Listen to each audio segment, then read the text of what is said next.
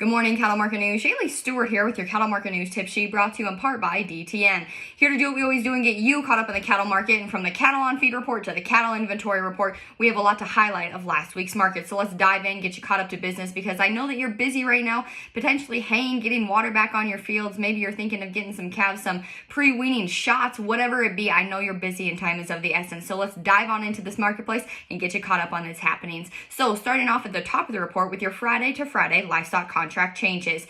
Throughout the week, August live cattle gained $2.45. October live cattle gained $3.45 throughout the week. August feeder cattle gained $5.20. September feeder cattle gained $4.80. September corn fell 40 cents throughout the week, and December corn fell 40 cents throughout the week as well.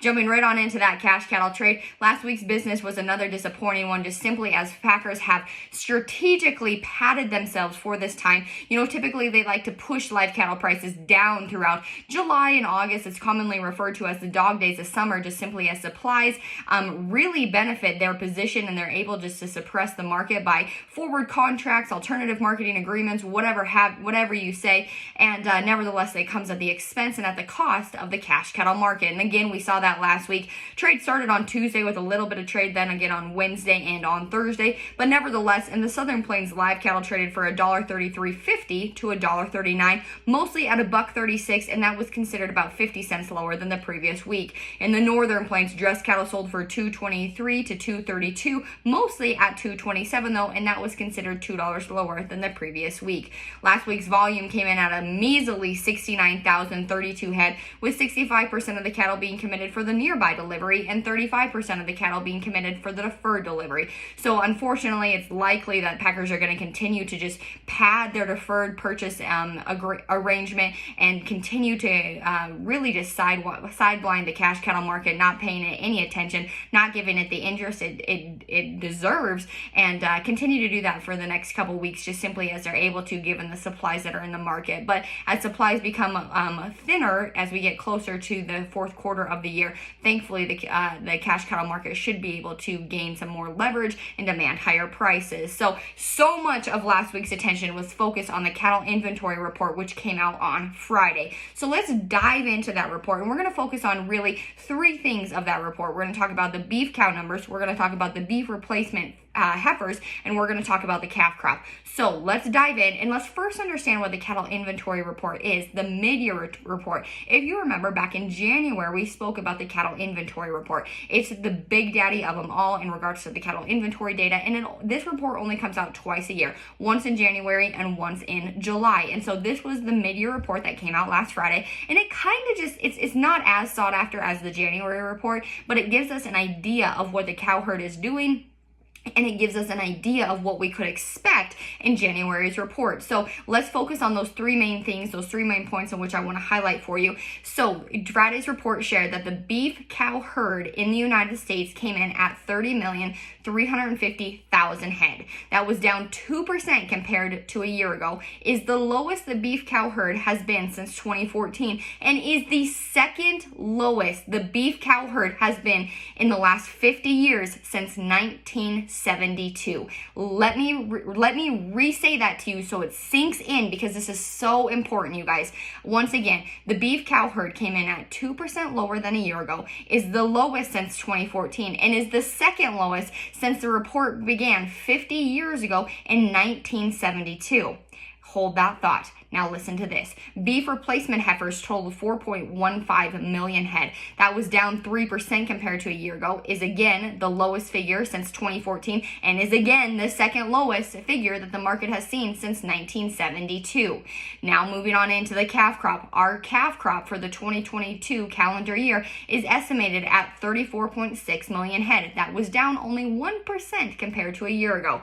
So with that, taking that data, if you need to rewind this video and re-listen to those numbers, do so, because these next points in which I'm going to bring up to you are so important. Number one, I'm sorry, but with the beef cow slaughter as aggressive as it's been, with the devastating drought that the entire nation at this point has endured, and with the severe culling because of lousy prices in which cow-calf producers have received throughout the last cattle cycle, I'm sorry, but there has got to be fewer beef cows in this marketplace than down just simply 2%. What cattlemen have endured over the last cattle cycle cycle has been brutal, it's been excruciating, and it has drove producers to line up the trailers at sale barns and sell cattle. There has to be less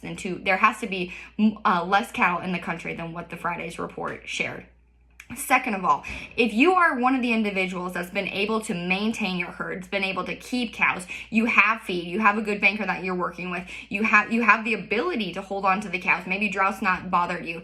I'm telling you, I'm emphasizing the fact that if you are able to hold on to your cows, I don't care if they're the best cows you have or they're the worst cows you have.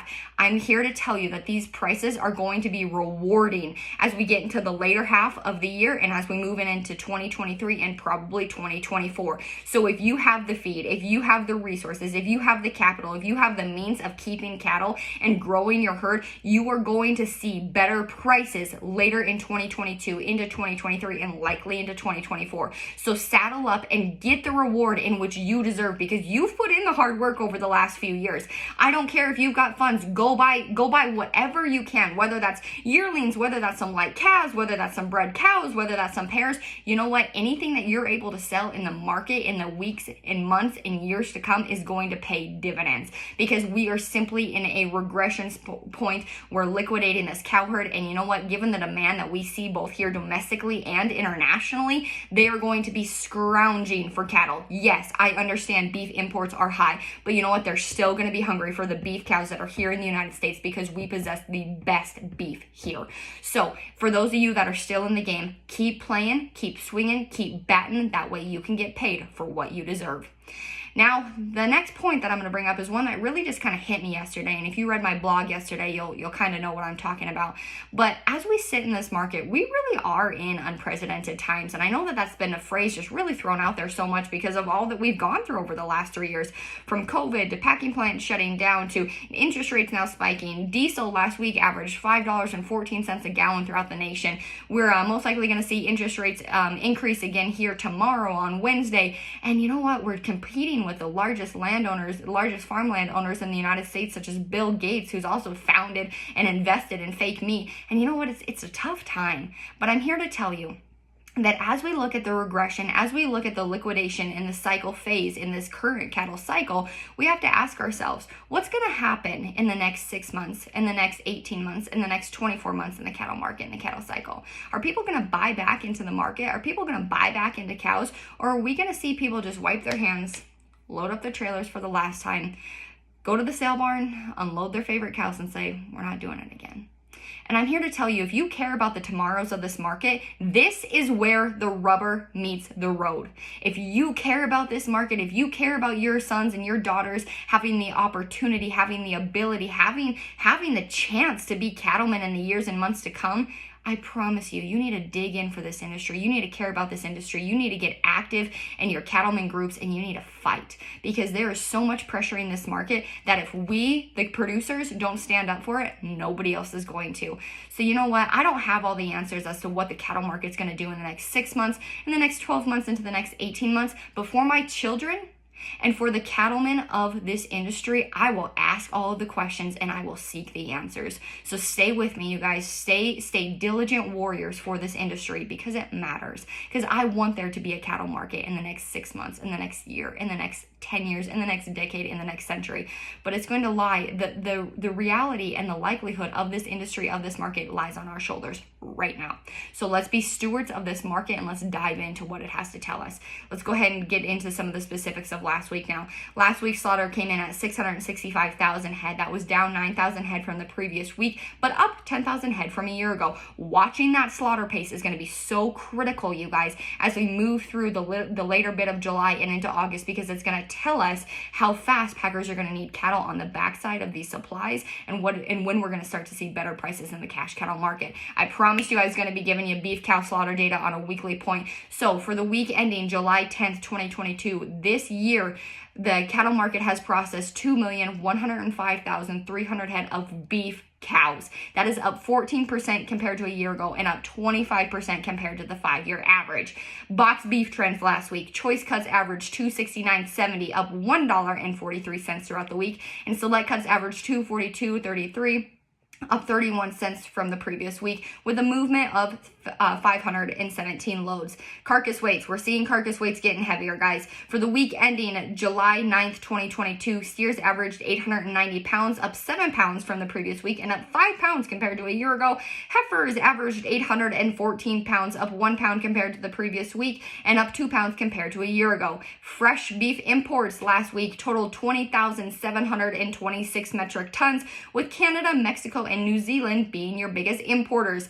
Thankfully, we saw a week where beef exports were greater than imports. Last week, beef exports totaled 23,800 metric tons, with South Korea, Japan, and China being your largest buyers. Let's shift gears now and talk about your feeder cattle market. And holy smokes, if you watched Northern sale this past week, it was a dynamite sale. Very good demand, very good interest, and I'm so excited to see that producers are finally getting the dividends in which they deserve for their calves. You know what? Feed's higher, fertilizer's higher, fuel's higher, labor's hard to come by. The days aren't getting any shorter, so you might as well get paid for your feeder cattle. And I'm so thankful to say that if you've been a supporter of Superior, Western, or Northern, you have gotten premium prices, and it's been a very strong market. So let's break it down by region. And so this is your feeder cattle market last week, and these are steer prices, not heifer prices.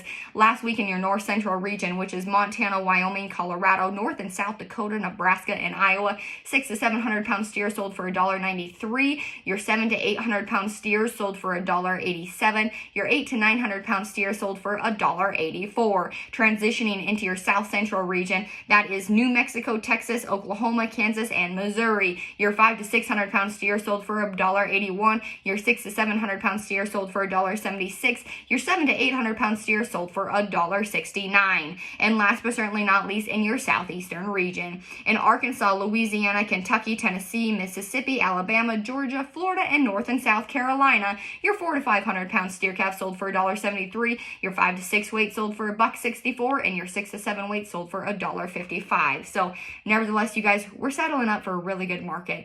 With the sheer number of beef cows that we possess right now in the marketplace, demand is going to be exceptional, and so we need to be ready to capitalize on this market when the opportunity comes, because the cattle market goes in anywhere from an 8 to 10 year cycle, and in that it's been pretty steady. It's been pretty consistent, with 1 to 2 of those years of the cycle, anywhere in the 8 to 10 year cycle, 1 to 2 of those years being good, being rewarding, being a season of feasting, and the next remaining years throughout the cycle have been a little bit of hardship, have been a lot of hardship, let's just be honest.